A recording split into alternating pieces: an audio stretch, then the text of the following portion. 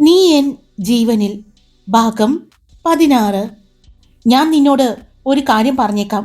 കൈവിട്ടു പോകും എന്നറിയുമ്പോൾ രക്ഷപ്പെടാനായിട്ട് നമുക്ക് തണല് തന്നിരിക്കുന്ന വൃക്ഷമാണെങ്കിൽ പോലും, നമ്മളെ സംരക്ഷിച്ചു നിൽക്കുന്ന കൈയാണെങ്കിൽ പോലും തട്ടിക്കളഞ്ഞിട്ട് രക്ഷപ്പെടാൻ നോക്കിക്കൊള്ളണം. അശോക് സിംഹ പറഞ്ഞു. അതത്രയേ ഉള്ളൂ. രക്ഷപ്പെടേണ്ട ഒരു സിറ്റുവേഷൻ വന്നാൽ ഞാൻ എന്റെ കാര്യം നോക്കിപ്പോകും. അവിടെ ആര് വേണമെങ്കിലും ഞാൻ ഒറ്റും. നാഗേന്ദ്രൻ പറഞ്ഞു. അച്ഛൻ വരുന്നില്ലല്ലോ? നാഗേന്ദ്രൻ ചോദിച്ചു. ഇല്ല, നീ പോയിട്ട് വന്നാ മതി. രണ്ടുപേരും കൂടി ഇറങ്ങണ്ട. നമ്മൾ രണ്ടുപേരും കൂടി ഒരുമിച്ച് ശ്രീദേവിന്റെ കണ്ണിൽ പെടണ്ട. നീ മാത്രമാകുമ്പോൾ നിനക്ക് രക്ഷപ്പെടാനാണെങ്കിലും എന്ത് കാര്യത്തിനും നിന്റെ കാര്യം മാത്രം നോക്കിയാൽ മതി. ഞാൻ കൂടെയുണ്ടെങ്കിൽ നിനക്ക് ബുദ്ധിമുട്ടാകും. അശോക് സിൻഹ തന്ത്രപരമായി അതിൽ നിന്നും ഒഴിഞ്ഞു.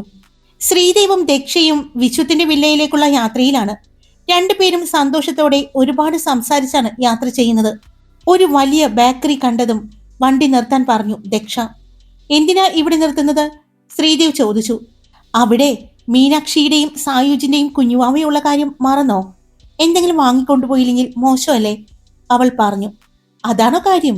ഞാൻ മറന്നുപോയി. വാ, വാങ്ങിയിട്ട് വരാം.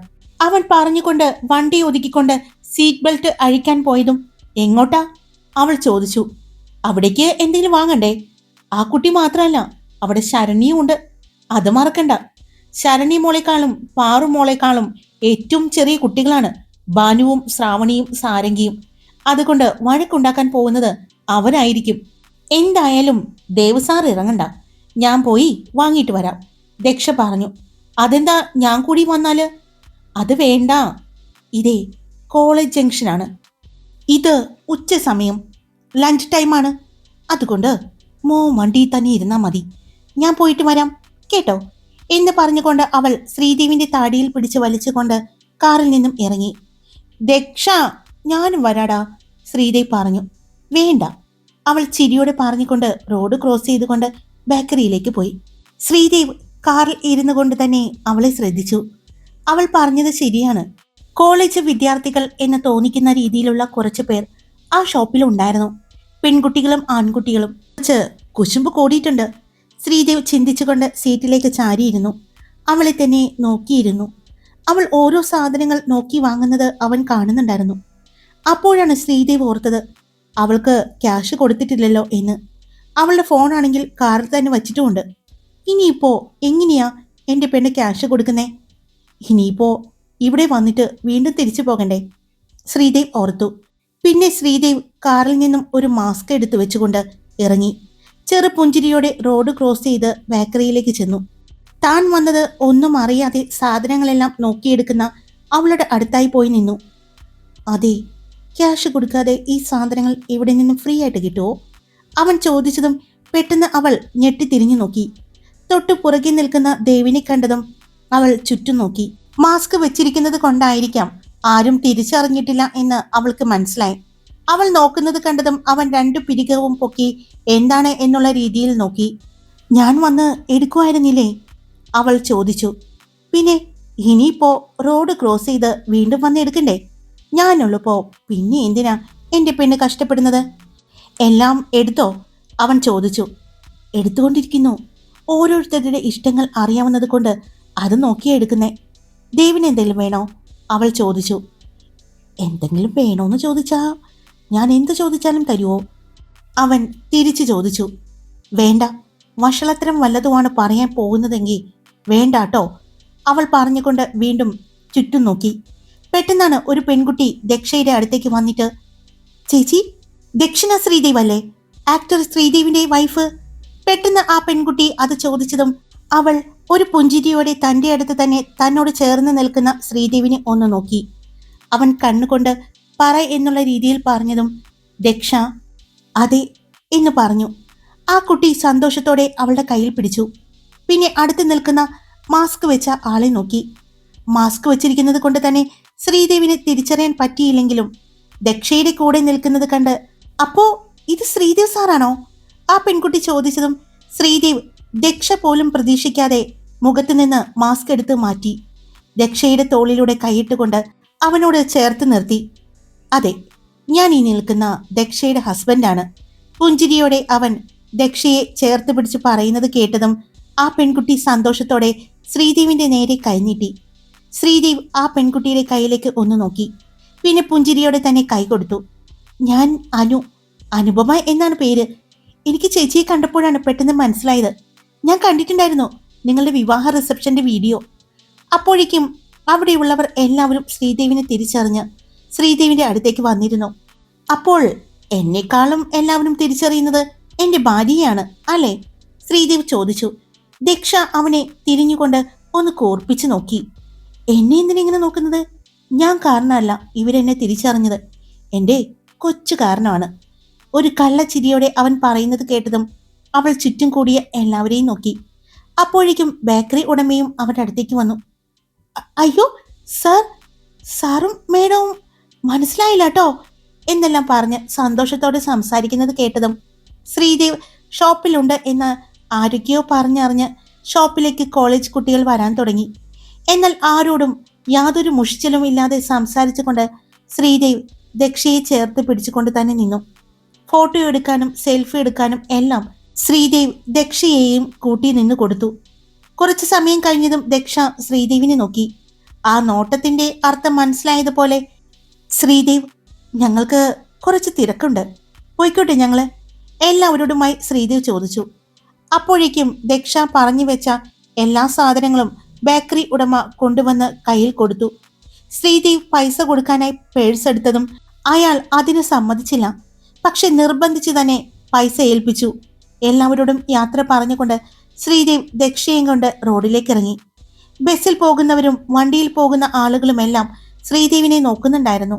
കൈവീശി കാണിച്ചുകൊണ്ട് ആളുകൾ ശ്രീദേവിന്റെ പേര് ഉറക്കെ വിളിച്ച് പറയുന്നതും എല്ലാം ദക്ഷ കേട്ടു. പുഞ്ചിരിയോടെ തന്നെ റോഡ് ക്രോസ് ചെയ്ത് അവർ കാറിലേക്ക് കയറി. ദക്ഷ ശ്രീദേവിനെ നോക്കി തന്നെ ഇരുന്നു. എന്താ ഇങ്ങനെ നോക്കുന്നത്? ശ്രീദേവ് ചോദിച്ചു. എത്ര മാന്യമായിട്ടാണ് ശ്രീദേവ് ഓരോരുത്തരോടും സംസാരിച്ചത്, പെരുമാറിയത്. തിരക്കൊന്നും കാണിക്കാതെ അവരുടെ കൂടെ ഫോട്ടോ എടുക്കാനും സെൽഫി എടുക്കാനും ദേവ് നിന്ന് കൊടുത്തപ്പോൾ ഒത്തിരി സന്തോഷം തോന്നി.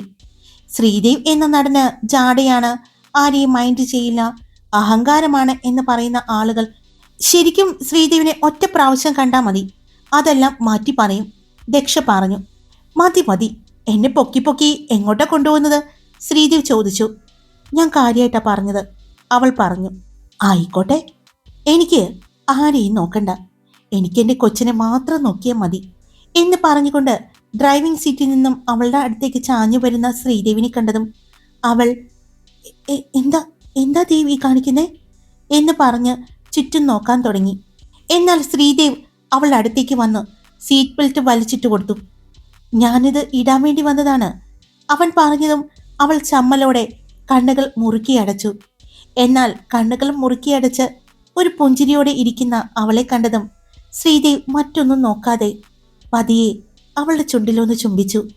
ഞെട്ടലോടെ കണ്ണു തുറന്ന ദക്ഷ അവനെ നോക്കിയതും അവന്റെ വായ തുറന്ന് അവളുടെ കീഴ്ചുണ്ടും മേൽചുണ്ടിനെയും വിഴുങ്ങിയിരുന്നു. ദക്ഷയുടെ കൈകൾ അവന്റെ ദേഹത്ത് മുറുക്കി പിടിച്ചു. പെട്ടെന്ന് തന്നെ ശ്രീദേവ് അകന്നു മാറുകയും ചെയ്തു. ഡ്രൈവിംഗ് സീറ്റിലേക്ക് ഇരുന്നു കൊണ്ട് സീറ്റ് ബെൽറ്റ് വലിച്ചിടുമ്പോൾ അവളെ ഒന്ന് നോക്കി ചിരിക്കാനും ശ്രീദേവ് മറന്നില്ല. തന്നെ നോക്കി കുറുമ്പോടെ മുഖം വീർപ്പിച്ചിരിക്കുന്ന അവളെ നോക്കി ഒരു കണ്ണ് ചിമ്മി കാണിച്ചുകൊണ്ട് പോകാം അവൻ ചോദിച്ചതും അവൾ പോകാമെന്ന് പറഞ്ഞു. ഇങ്ങനെ പറഞ്ഞാ ഞാൻ വണ്ടിയെടുക്കില്ല, മര്യാദയ്ക്ക് സ്നേഹത്തോടെ പറ പോകാന്ന്. അവൻ കളിയാക്കുന്നത് പോലെ പറയുന്നത് കേട്ടതും അവൾ, ദേവ് എനിക്ക് വിശക്കുന്നു, വേഗം പോകാം അവൾ പറഞ്ഞു. വിശക്കുന്നുണ്ടോ? എന്തെങ്കിലും പുറത്തുനിന്ന് കഴിക്കുന്നോ? അവൻ ചോദിച്ചു. വേണ്ട, അവിടെ ചെന്നിട്ട് കഴിക്കാം അവൾ പറഞ്ഞു. എന്നാ പോകാം എന്ന് പറഞ്ഞ് ദേവ് കാറെടുത്തു. കാർ എടുക്കുമ്പോഴും അവളുടെ വലത് കൈയുമായിട്ട് ശ്രീദേവിന്റെ ഇടത് കൈ കോർത്ത് പിടിച്ചിരുന്നു. കാറിലെ FM റേഡിയോയിൽ നിന്ന് കേൾക്കുന്ന മനോഹരമായ ഒരു പ്രണയ ഗാനമായിരുന്നു അത്. ശ്രീദേവ് അഭിനയിച്ച മൂവിയിലെ തന്നെ റൊമാൻറ്റിക് സോങ് ആയിരുന്നു. അത് ആസ്വദിച്ചുകൊണ്ടാണ് അവർ വിശ്വത്തിന്റെ വീട്ടിലെത്തിയത്. വിശ്വത്തിന്റെ വീടിന്റെ മുന്നിൽ വണ്ടി നിർത്തിയതും ശ്രീദേവ് ഒന്ന് ഹോണടിച്ചു. അപ്പോഴേക്കും വില്ലയിൽ നിന്നും എല്ലാവരും പുറത്തേക്ക് വന്നു. എത്ര നേരമായിന്നറിയോ കാത്തിരിക്കുന്നത് എന്ന് ചോദിച്ചുകൊണ്ട് ഭാനുവും സാരംഗിയും ശ്രാവണിയും മീനാക്ഷിയും ശരണ്യയും എല്ലാവരും വന്നു. നിങ്ങൾ വന്നിട്ട് കറി എന്താണെന്ന് വെച്ചാൽ ഓർഡർ ചെയ്യാമെന്ന് പറഞ്ഞിരിക്കുകയായിരുന്നു. കറിയെല്ലാം ഇനി വിളിച്ചു പറഞ്ഞ എപ്പോ വന്നിട്ട് ഭക്ഷണം കഴിക്കാനാണ്? വിശന്നിട്ടാണെങ്കിൽ കുടല് കരിഞ്ഞു തുടങ്ങി. വയറിൽ തടവിക്കൊണ്ട് ശരണ്യാണ് പറഞ്ഞത്. ദക്ഷ വളരെ ശ്രദ്ധാപൂർവം പാക്ക് ചെയ്ത് വച്ചിരുന്ന കറി എടുത്ത് പുറത്തേക്ക് വച്ചു. എല്ലാവരും കൂടി അകത്തേക്ക് വന്നു. ലിവിംഗ് റൂമിൽ ചെന്നതും ദക്ഷ വാങ്ങിയ പാക്കറ്റിൽ നിന്നും ഒരു ഡയറി മിൽക്ക് സിൽക്കി എടുത്ത് മീനാക്ഷിയുടെ കയ്യിലിരിക്കുന്ന കുഞ്ഞിന്റെ കയ്യിലേക്ക് കൊടുത്തു. പിന്നെ ഒരു വലിയ ഡയറി മിൽക്ക് സിൽക്ക് ഓറിയോ എടുത്ത് ശരണ്യയുടെ കയ്യിലേക്കും കൊടുത്തു. അതാണ് അവളുടെ ഫേവറിറ്റ് എന്ന് ദക്ഷയ്ക്ക് അറിയാമായിരുന്നു. ടെൻഷൻ അടിക്കണ്ട, കറിയെല്ലാം ഞാൻ കൊണ്ടുവന്നിട്ടുണ്ട്. ദക്ഷ പറഞ്ഞതും എല്ലാവരുടെയും മുഖം വിടർന്നു. ഇപ്പോഴാ എനിക്ക് ശ്വാസം നേരെ വീണത്, ശരണ്യ പറഞ്ഞു. അതെ, സോഫയിലേക്ക് ഇരിക്കാൻ പോയ ശ്രീദേവിനെയും കൂട്ടുകാരെയും സമ്മതിക്കാതെ ഞങ്ങൾക്ക് വിശക്കുന്നു, ഭക്ഷണം കഴിച്ചിട്ടിരിക്കാം എന്ന് പറഞ്ഞ് ശരണ്യയും ഭാനുവും എല്ലാം ഡൈനിങ് ടേബിളിലേക്ക് കൊണ്ടുപോയി. പിന്നെ എല്ലാവരും കൂടി ഒരുമിച്ച് ദക്ഷ വീട്ടിൽ നിന്നും ഉണ്ടാക്കിക്കൊണ്ടുവന്ന കറികളും എല്ലാമായി ഭക്ഷണം കഴിച്ചു. എല്ലാവർക്കും കറി ഒത്തിരി ഇഷ്ടപ്പെട്ടു. എന്റെ കൊച്ചേ, ഈ ഇരിക്കുന്ന 3 ഒന്ന് പറഞ്ഞു കൊടുക്കാവോ കറി ഉണ്ടാക്കാൻ? ഞങ്ങൾക്ക് ഹോട്ടൽ ഫുഡ് എപ്പോഴും കഴിക്കാൻ പറ്റില്ല, അതുകൊണ്ടാണ്, റോയ് പറഞ്ഞു. ഞങ്ങൾക്കറിയാം, പിന്നെ വേണ്ടാന്ന് വെച്ചിട്ടാണ്, ഭാനു പറഞ്ഞു. അത് ശരിയാണ്, നിങ്ങൾ വേണ്ടാന്ന് വെക്കുന്നത് നല്ലതാണ്. ഞങ്ങൾക്ക് അത്രയും കുറച്ച് ഹോസ്പിറ്റൽ പോക്ക് വേണ്ടാന്ന് വെച്ചാ പോരെ, ശങ്കർ പറഞ്ഞു. വയറ് നിറച്ച് ഭക്ഷണവും കഴിച്ച് എല്ലാവരും കൂടി ഹാളിൽ ഒത്തുകൂടി. പിന്നെ ശ്രീദേവിനോട് ഷൂട്ടിന് പോകുന്ന കാര്യം ചോദിച്ചു. വാഗമണ്ണാണ്, പോയാലോ എന്ന് തന്നെയായിരുന്നു എല്ലാവരുടെയും അഭിപ്രായം. ശ്രീദേവ്, നീ ഇതുവരെ വാഗമണ്ണിൽ തുടങ്ങിയ പുതിയ റിസോർട്ട് കണ്ടിട്ടില്ലല്ലോ. ദക്ഷയും കണ്ടിട്ടില്ല. അതുകൊണ്ട് നമുക്ക് എല്ലാവർക്കും കൂടി ഒന്ന് പോയിട്ട് വരാം. കൂട്ടത്തിൽ ഷൂട്ടും നടക്കും, നമ്മുടെ റിസോർട്ട് ഒന്ന് പോയി കാണുകയും ചെയ്യാം. കൂട്ടത്തില് നിങ്ങൾ ഹണിമൂൺ നമ്മുടെ പുതിയ റിസോർട്ടിൽ വെച്ച് ആഘോഷിക്കുകയും ചെയ്യാം നിങ്ങൾക്ക്, റോയ് പറഞ്ഞു. അതുമാത്രമല്ല ശ്രീദേവ്, ആ ഭാഗം കൂടി ഷൂട്ട് ചെയ്ത് കഴിഞ്ഞിട്ട് വേണം അവർക്ക് ബാക്കിയുള്ള എല്ലാ വർക്കുകളും തീർത്ത് സിനിമ പുറത്തേക്കിറക്കാൻ, വിശ്വം പറഞ്ഞു. ഞാൻ ചെയ്യില്ല എന്ന് പറഞ്ഞില്ലല്ലോ. ഇത്രയും പണം മുടക്കി വച്ചിരിക്കുന്ന ഒരു പ്രൊഡ്യൂസറിന്റെ അവസ്ഥ എനിക്ക് മനസ്സിലാകും. അതുകൊണ്ട് തന്നെ ചെയ്യാൻ ഞാൻ തയ്യാറാണ്. പക്ഷെ അവൻ എന്നെ വിളിക്കണം. ഞാനേ അന്നേ അവനോട് പറഞ്ഞു എന്തോ ഒരു മിസ്സിങ് തോന്നുന്നു എന്ന്. അപ്പോ അവന്റെ ഓവർ കോൺഫിഡൻസ് കൊണ്ട് ഇല്ല, അങ്ങനെയൊന്നും ഇല്ല എന്ന് പറഞ്ഞ ആളാണ് അവൻ, ശ്രീദേവ് പറഞ്ഞു. അത് അവനറിയാടാ, അതുകൊണ്ട് തന്നെയാണ് അവന് നിന്നെ വിളിക്കാൻ പേടി. അല്ലെങ്കിൽ എന്നേക്കാൾ സൗഹൃദം നീയുമായിട്ടുണ്ട്, എന്നിട്ട് പിന്നെ എന്നെ വിളിക്കേണ്ട ആവശ്യമില്ലല്ലോ, വിശ്വം പറഞ്ഞു. സമ്മതിക്കടാ, ഇനിയിപ്പോ ഒന്നും നോക്കണ്ട, ശങ്കർ പറഞ്ഞു. അതേ ഏട്ടാ, നമുക്ക് എല്ലാവർക്കും കൂടി പോകാം പ്ലീസ്, ശരണ്യയും പറഞ്ഞു.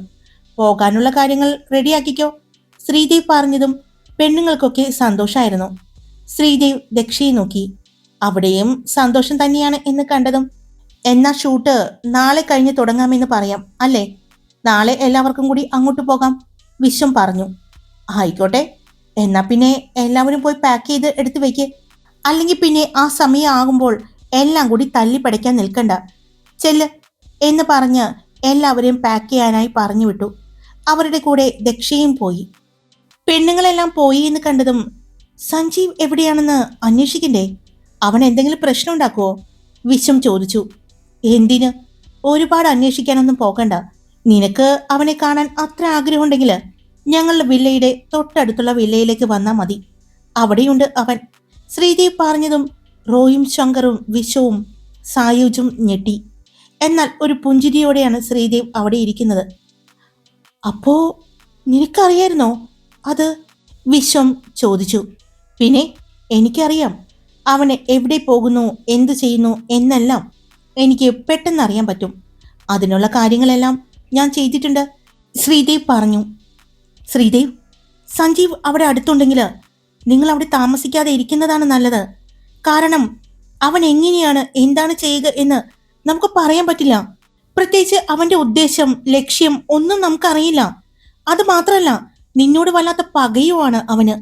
അതുകൊണ്ട് അവൻ ദക്ഷ അവളെ അവൻ ഉപദ്രവിക്കുമെന്ന് എനിക്ക് പേടിയുണ്ട്, വിശ്വം പറഞ്ഞു.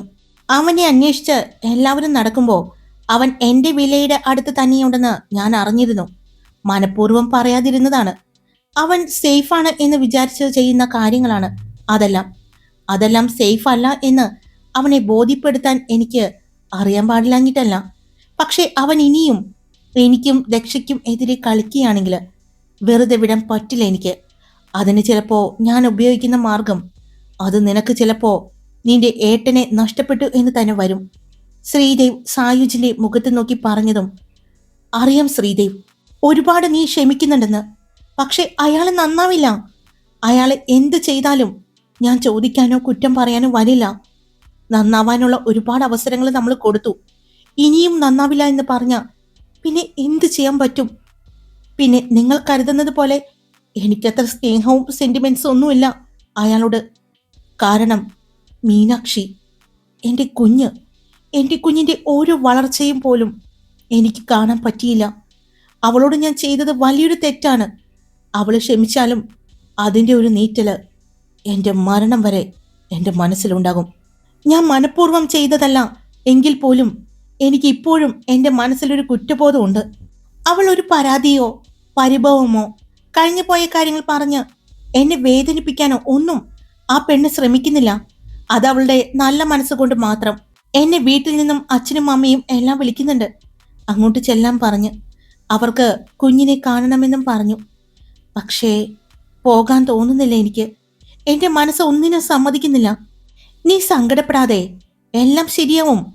ഈ യാത്ര പോയി കഴിഞ്ഞ് വന്നു കഴിയുമ്പോൾ നീ മീനാക്ഷിയെയും കുഞ്ഞിനെയും കൊണ്ട് വീട്ടിലേക്ക് ചെല്ല്. അവർക്കിപ്പോ സഞ്ജീവ് ഇല്ലാതിരിക്കുന്ന ഈ സമയത്ത് നീ കൂടി വിട്ടുപിരിഞ്ഞു നിന്നാൽ അവർക്ക് താങ്ങാൻ പറ്റില്ല. അവരുടെ അവസ്ഥ കൂടി നീ ആലോചിക്കണം. ശ്രീദേവ് പറഞ്ഞു. അറിയാം, ആലോചിക്കാത്തത് കൊണ്ടല്ല. പക്ഷെ എങ്ങനെ എങ്ങനെ ഫേസ് ചെയ്യുമെന്ന് എനിക്കറിയില്ല. അന്ന് ആ പ്രശ്നം സംഭവിച്ചപ്പോൾ പോലും അമ്മ എന്നോട് ചോദിച്ചു, ഇത്രയും നാളും അവൻ്റെ കൂടെ നിന്നിട്ട് നിനക്ക് ഇതൊന്നും അറിയാൻ പാടില്ലേ എന്ന്. അവൻ അങ്ങനെ തെറ്റ് ചെയ്തത് അറിഞ്ഞിരുന്നെങ്കിൽ അവരോട് പറയാമായിരുന്നില്ലേ എന്ന്, അവർ തിരുത്തുമായിരുന്നല്ലോ എന്നെല്ലാം പറഞ്ഞ് എന്നെ കുറ്റപ്പെടുത്തി. അവൻ തെറ്റ് ചെയ്തിട്ട് പോലും എന്നെ കുറ്റപ്പെടുത്തുന്നത് കണ്ടപ്പോൾ എനിക്ക് വല്ലാതെ ദേഷ്യം തോന്നി. അതൊന്നും നീ കാര്യമാക്കണ്ട. അവരുടെ ഇപ്പോഴത്തെ മാനസികാവസ്ഥയിൽ അവർ പറഞ്ഞു പോയതായിരിക്കും. വിശ്വവും പറഞ്ഞു. എന്തായാലും ഞാൻ ഈ യാത്ര കഴിഞ്ഞു വന്നിട്ട് ആലോചിക്കാം എന്ന് മാത്രം പറഞ്ഞു സായുജ്. പിന്നെ അവരുടെ ബിസിനസിനെ കുറിച്ചും അവർ സംസാരിച്ചു. എന്നാൽ ശ്രീദേവിന്റെ വില്ലയുടെ പുറത്ത് നാഗേന്ദ്രസിംഹയുടെ കാറ് വന്ന് നിന്നു.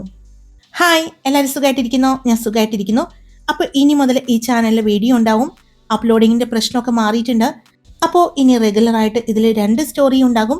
ഇഷ്ടപ്പെട്ടാൽ ലൈക്ക് ചെയ്യാനും ഹൈപ്പ് ചെയ്യാനും നിങ്ങളുടെ അഭിപ്രായങ്ങൾ കമൻറ്റ് ചെയ്യാനും സബ്സ്ക്രൈബ് ചെയ്യാതെ കേൾക്കുന്നവരുണ്ടെങ്കിൽ സബ്സ്ക്രൈബ് ചെയ്യാനും മറക്കല്ലേ. Love you all. It's me Karthika.